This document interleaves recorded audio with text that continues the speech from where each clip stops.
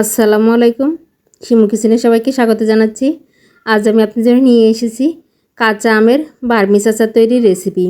এই বার্মিস আচারটা কিন্তু কম বেশি সবাই পছন্দ করে না। যারা কক্সবাজারে যান তারা কিন্তু এই বার্মিস আচারটা কিনে নিয়ে আসেন, আর এটা খেতেও কিন্তু অনেকটা মজা লাগে। আর এটা বাসায় তৈরি করাও কিন্তু একদমই সহজ আর অনেক টেস্টি হয়। আর এটা আমি যেভাবে দেখাই ওইভাবে তৈরি করে আপনারা 1 বছর পর্যন্ত সংরক্ষণ করে খেতে পারেন। তো চলুন আমরা আমের আচারটি তৈরি করে নিই। এর জন্য আমাদের লাগবে কাঁচা আম। এখানে আমি আমটাকে ভালোভাবে খোসা ছিলে টুকরো করে নিয়েছি, তবে আমের এই ভিতরের যে শক্ত অংশ সেটা সহকারে নিয়েছি। এটা সহকারে নিলে ভালো হয়। আর চেষ্টা করবেন আমের ভিতরটা একটু শক্ত হয়ে গেছে এই ধরনের আম নিতে, অর্থাৎ বাটটা একটু শক্ত হয়ে গেছে এই জাতীয় আম নেবেন।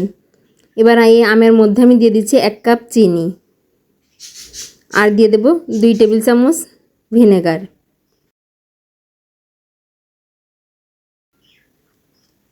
এই ভিনেগারটা দিয়ে আমি চিনি এবং ভিনেগার আমের সঙ্গে ভালোভাবে মিশিয়ে নেব চামচ দিয়ে। আপনারা চাইলে এটা হাত দিয়ে মিশিয়ে নিতে পারেন।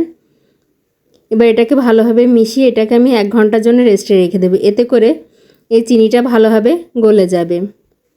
ফিরে আসছি 1 ঘন্টা পর। এর মধ্যে আমি আমের আচারের জন্য যে মশলাটা প্রয়োজন সেই মশলাটা তৈরি করে নেব। এর জন্য এখানে দিয়ে দিচ্ছি আমি 1 চা চামচ গোটা ধনে, 1 চা চামচ জিরে, 1টা তেজপাতা, আর দিয়ে দিচ্ছি 2টা এলাচ। এবার দিয়ে দেব কিছু দারুচিনি, এবার দিয়ে দিচ্ছি মৌরি, আর দিয়ে দিচ্ছি সামান্য একটু পাঁচফোড়ন। এখানে পাঁচফোড়নটা অপশনাল, আপনারা চাইলে স্কিপও করতে পারেন, তবে দিলে একটু ভালো লাগে। আর পাঁচফোড়নের পরিমাণটা একদম কম দিতে হবে। দিয়ে চুলার লো হিটে এটাকে সামান্য একটু ভেজে নিতে হবে। এটা জাস্ট একটু যখন সুন্দর একটা ঘ্রাণ বের হবে তখনই আপনার এই মশলাটা চুলা থেকে নামিয়ে নিতে হবে। আমি মশলাটাকে অনবরত নেড়েচেড়ে ভেজে নিচ্ছি। আমার এটা ভাজা হয়ে গেছে, এবার চুলা থেকে নামিয়ে নিচ্ছি। এবার এখানে আমি চিলি ফ্লেক্স তৈরি করব। এর জন্য কিছু শুকনো মরিচ নিয়ে নিয়েছি। মরিচটাকে আমি একটু হালকা ভেজে নেব। এখানে মরিচটার কালার চেঞ্জ করা যাবে না, জাস্ট মরিচটাকে একটু ক্রাঞ্চি ভাব আসবে তখন নামিয়ে নিতে হবে। এখানে আমার মরিচটা ভাজা হয়ে গেছে, এবার এটা আমি নামিয়ে নিয়েছি। এদিকে দেখুন আমার চিনিটা কিন্তু গলে গেছে। এবার আমরা আচারটা তৈরি করা শুরু করে দেব। এবার আমের মিশ্রণটা আমি কড়ার মধ্যে দিয়ে দিচ্ছি। আমি সম্পূর্ণ মিশ্রণটা প্যানের মধ্যে দিয়ে দিয়েছি। এবার এর মধ্যে দিয়ে দিচ্ছি সামান্য লবণ, 1/2 চা চামচ মরিচ গুঁড়া, আর 1/4 চা চামচ হলুদ গুঁড়া। আমি চুলাটা অন করে দিয়েছি। আর দিয়ে দিচ্ছি সামান্য একটু বিট লবণ। বিট লবণটা দিলে আচারের টেস্টটা ভালো আসে। এবার এই সমস্ত উপকরণ দিয়ে আমি আমের সঙ্গে ভালোভাবে নেড়েচেড়ে মিশিয়ে নেব। এখানে হলুদ এবং মরিচটা দিলে এ পর্যায়ে আচারের কালারটা খুব সুন্দর হয়। আমি হলুদ এবং মরিচ গুঁড়োটা আমের সঙ্গে ভালোভাবে মিশিয়ে দিয়েছি এবং এটাকে একটু ভালোভাবে জাল করে নেব। এ পর্যায়ে আলতো আলতো করে এটাকে নেড়ে দিতে হবে যাতে আমগুলো ভেঙে না যায়।